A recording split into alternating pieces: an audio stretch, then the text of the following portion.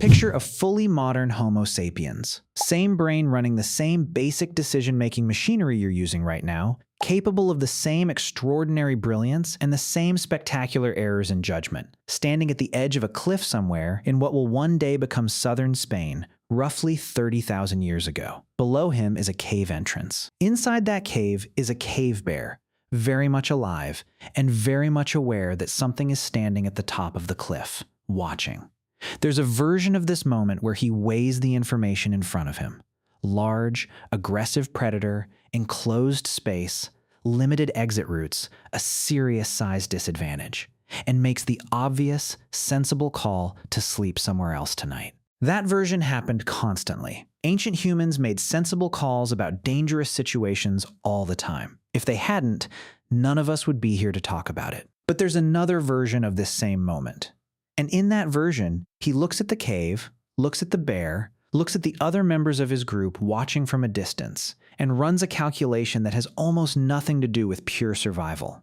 A calculation about how this moment will get retold around the fire tonight. What it will mean for his standing in the group. Whether the people watching will remember what happens next, and how they'll remember it. And then he walks into the cave anyway. That's not stupidity, and it isn't a broken survival instinct. It's actually one of the most deeply, recognizably human things an ancient person could do.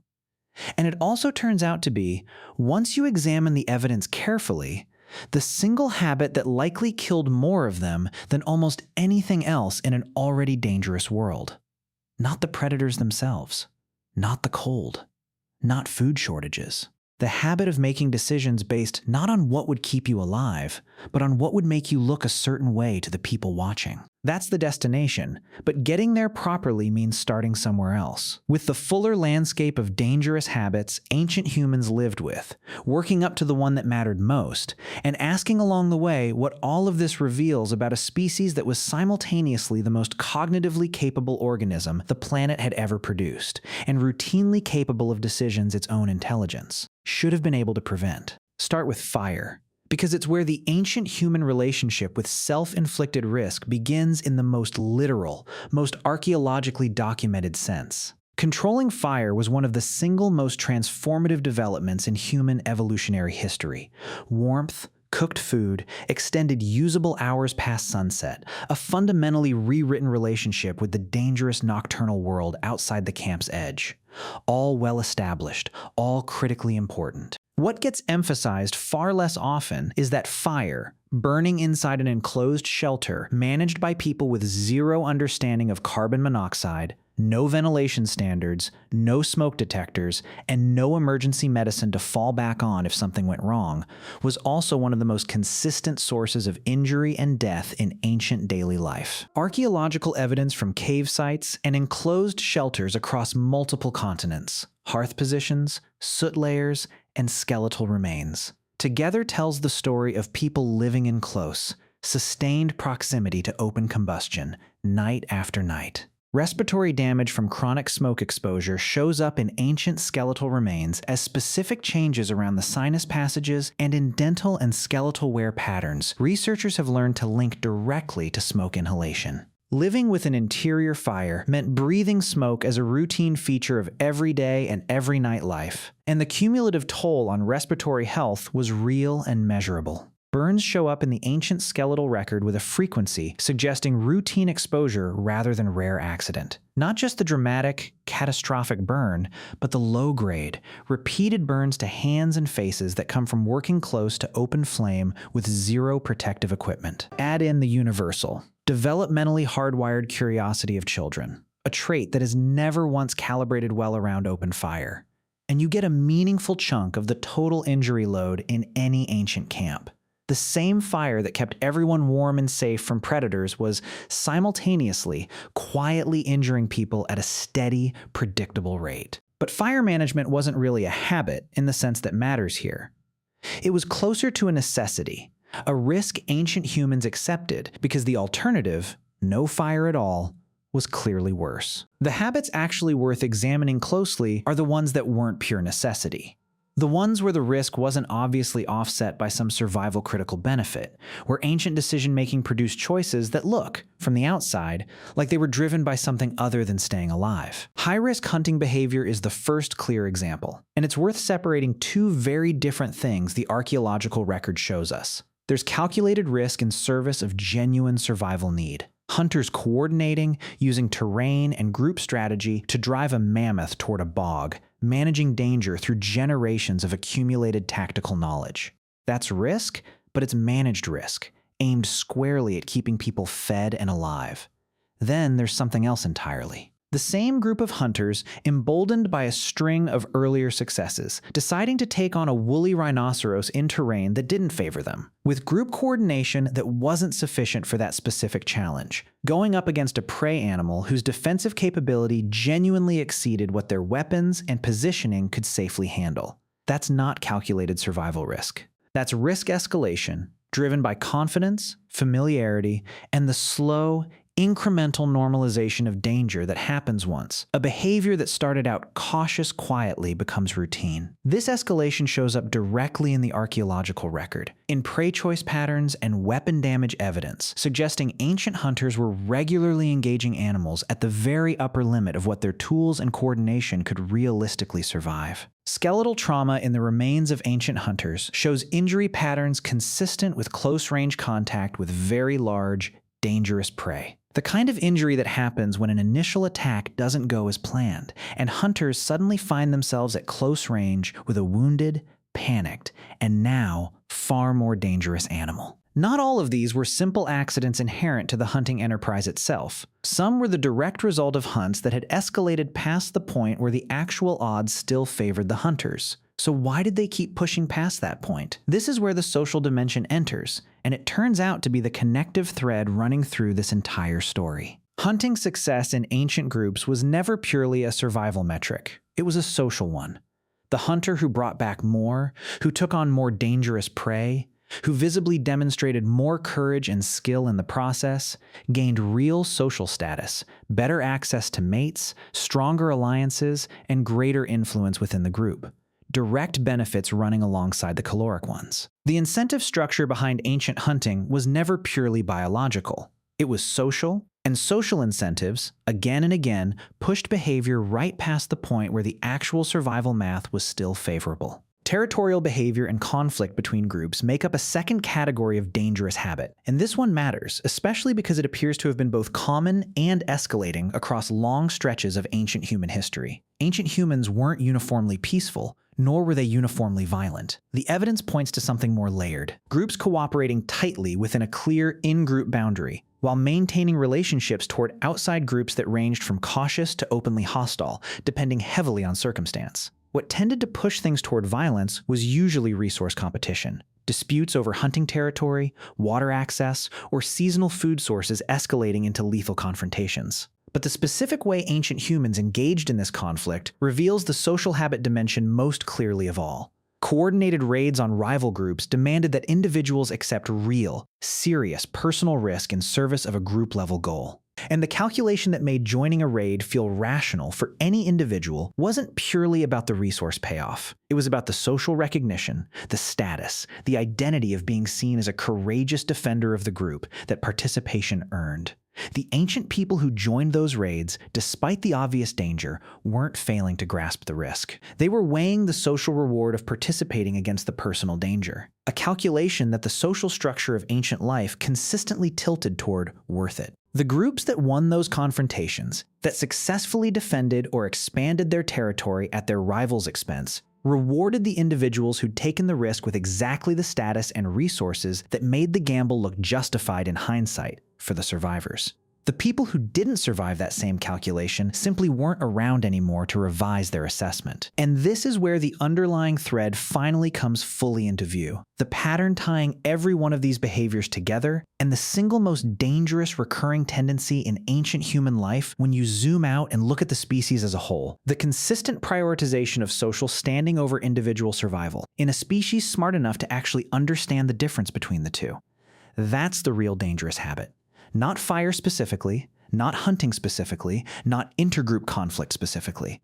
but the underlying decision-making pattern running underneath all three. The tendency to choose based on how a decision would be seen and remembered by the group, even when the survival math was clearly negative, even when the safer, more rational choice was obvious, even when the person making the decision had every cognitive tool needed to recognize the risk they were accepting.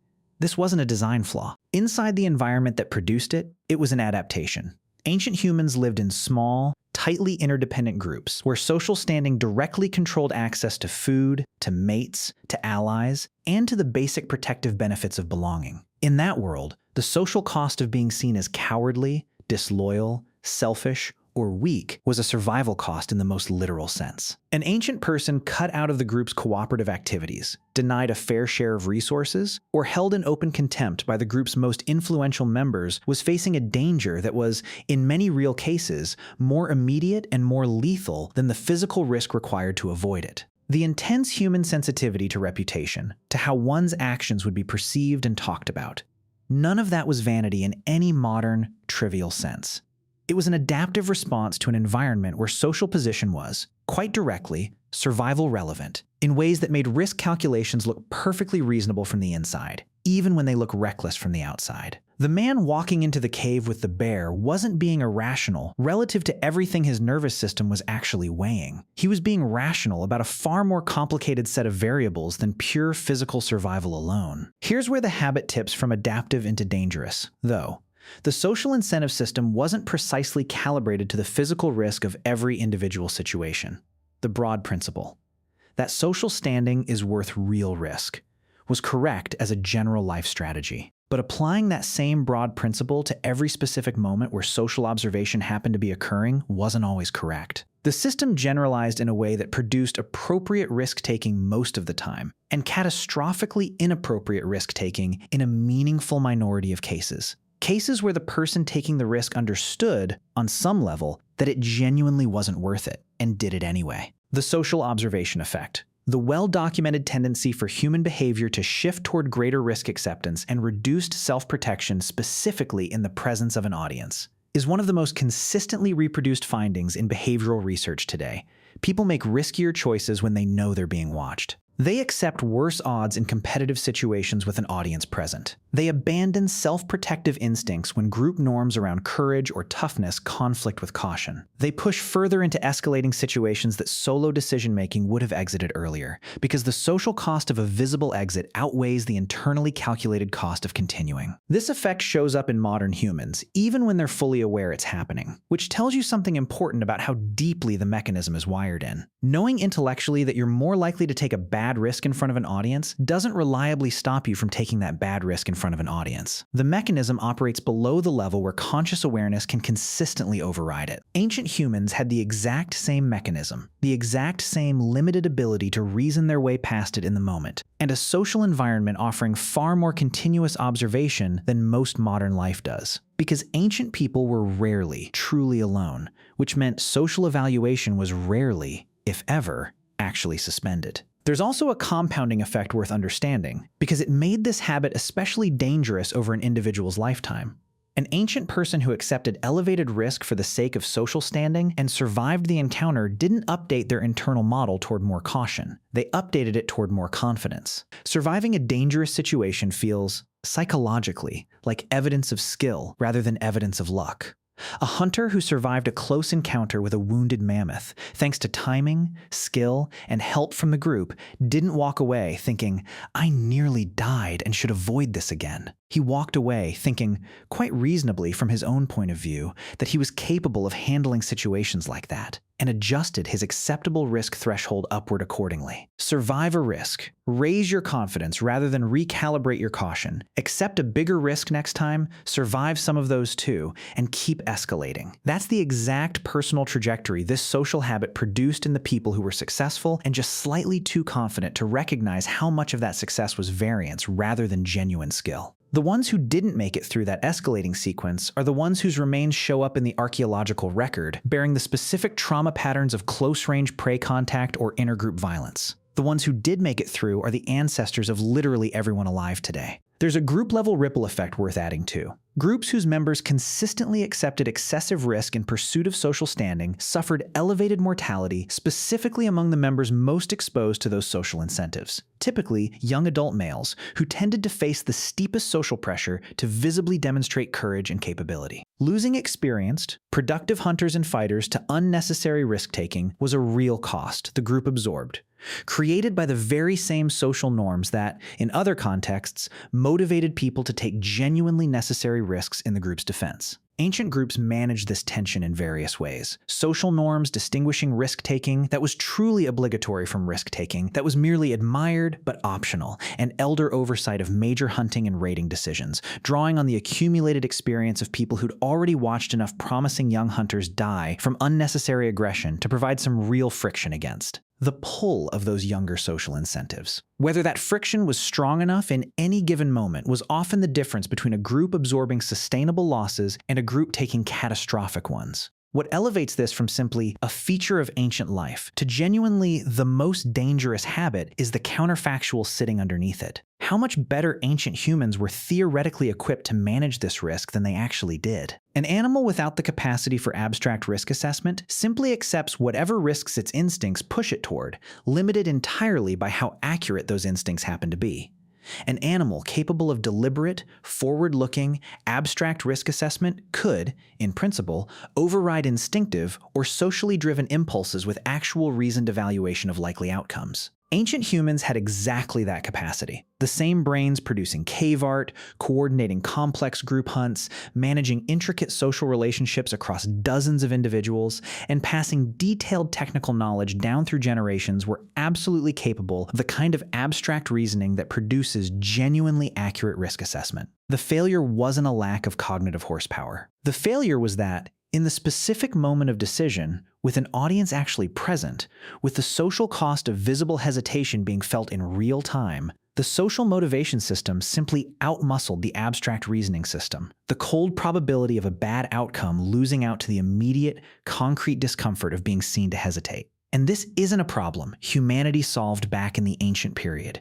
It isn't a problem humanity has fully solved now, either. The exact mechanism that sent an ancient man into a cave with a bear because his group was watching is the same mechanism that leads modern people to accept risks they know full well are excessive, simply because the social discomfort of visibly declining feels more immediate than the abstract probability of a bad outcome down the line.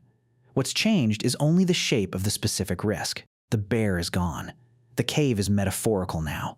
But the watching group is still there. The social evaluation system is still running with all of its ancient urgency intact, and the same old habit, weighing how a choice will look to the people around you against how it will actually turn out for you personally, is still producing outcomes that your own cognitive capability could, in theory, have prevented. Ancient humans' most dangerous habit was never simple stupidity. It was a very specific, very sophisticated form of intelligence that happened to care far too much about who was watching.